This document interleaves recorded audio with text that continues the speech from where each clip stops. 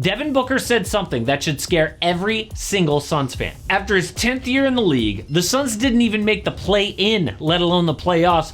And guess what? They don't control their first round pick. It goes to Houston. So I did a little tankathon.com. Oh yeah, most likely to land 10th or 11th, no big deal. Bam! In 10 tries, it goes number 3 in the draft. In the very next spin, it goes number 1. Seriously.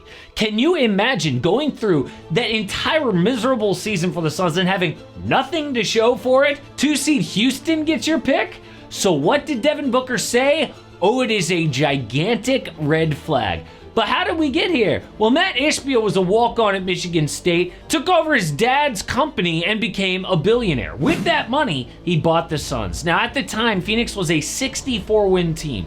That is better than the Celtics this year. The Thunder were a 24-win team, worse than the Brooklyn Nets. But which team panicked and blew it all up? The crappy team with a ton of assets or the good one? I mean, think about that. Like the Thunder, 24 wins, they could have gotten any star they wanted with all their players and picks, but no, they chose to stay patient. And it's not like the Suns were old at the time. Outside of Chris Paul, they blew up a core that was 23 years old, 25, 25, and 25. What are we doing? Well, it's ironic that Matt Ishbia, who made his fortune selling 30-year mortgages, is this impatient. The man thinks the rules do not apply to him. It surprises me that other people, other fans, they actually like the rebuild process. Like, oh, let's rebuild it. Are you crazy? You think I'm gonna go for 7 years and try to get there? You enjoy those 2030 draft picks? I want us to win today. What? Like, he's basically being like, see, I want to win, no one else does. Yeah, right, everyone wants to win. It's just a little more complicated than that. And now Suns fans are like, we need to fire our GM. I can't believe he put us in this mess. No, Matt Ishbia is your GM, okay? Like the dude James Jones who has GM on his business card, yeah, that might as well say puppet. I mean, Ishbia played a little basketball in college, and now he thinks he is better suited to run an NBA team than a guy who literally spent his entire life to get that job. So no, it doesn't matter what GM they put in there, okay? Matt Ishbia is clearly calling the shots.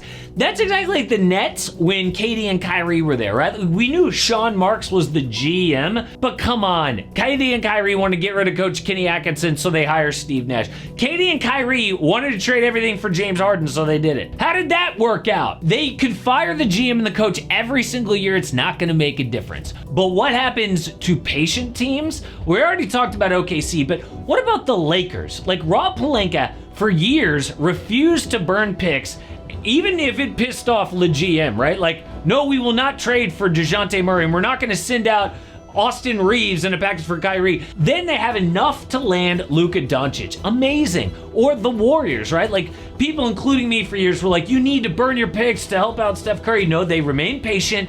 Got Jimmy Butler. Now, some people love Ishbia because he's not Robert Sarver, the old owner who was like so cheap that it killed the team. But just because this new guy spends money and he loves basketball doesn't mean he's a different kind of bad. Like, he cares and he loves the game. How is that bad? Well, his ego is running the team, not actual basketball people. It's dysfunction, but with a higher price tag. So what happens next? Well, a new report says the Heat, Nuggets, Spurs, and Warriors are teams who could show interest in Bradley Beal when the Suns buy out his max contract. When they buy him out. Really? Well, Beal is owed over $110 million over the next 2 years. They could buy him out and eat about $80 million of dead money, which would make it even harder to build around Devin Booker.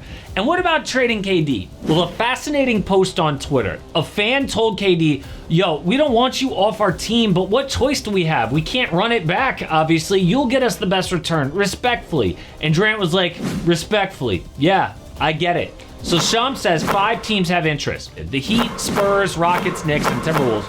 But Brian Windhorst said, not so fast. The reason KD wasn't traded at the deadline, Phoenix wanted a massive haul. So everybody was basically like, no, that's too expensive.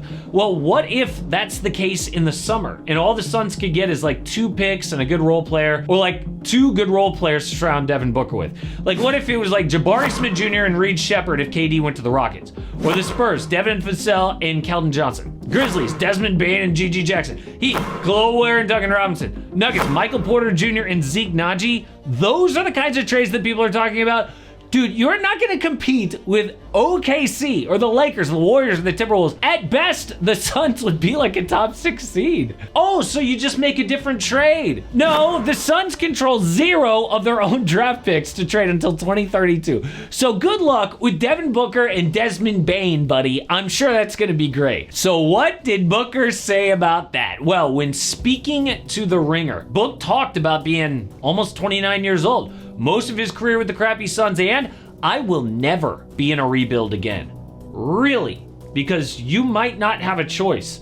The Suns are in one of the worst situations we have seen in NBA history. Consider this, finished outside the top 10 as the most expensive roster in NBA history and don't have control of their first round pick. Is that not the worst season in NBA history? Plus, they're about to fire Coach Mike Budenholzer. That'll be 3 head coaches in 3 years. A dysfunctional franchise yet again after the finals 3 years ago. And Book went through this already as a younger player. Never making the playoffs, new head coaches. Does he want to do that again? No, he just said this. And when Matt Ishbia figures that out, and he's about to, he might be forced to trade Devin Booker.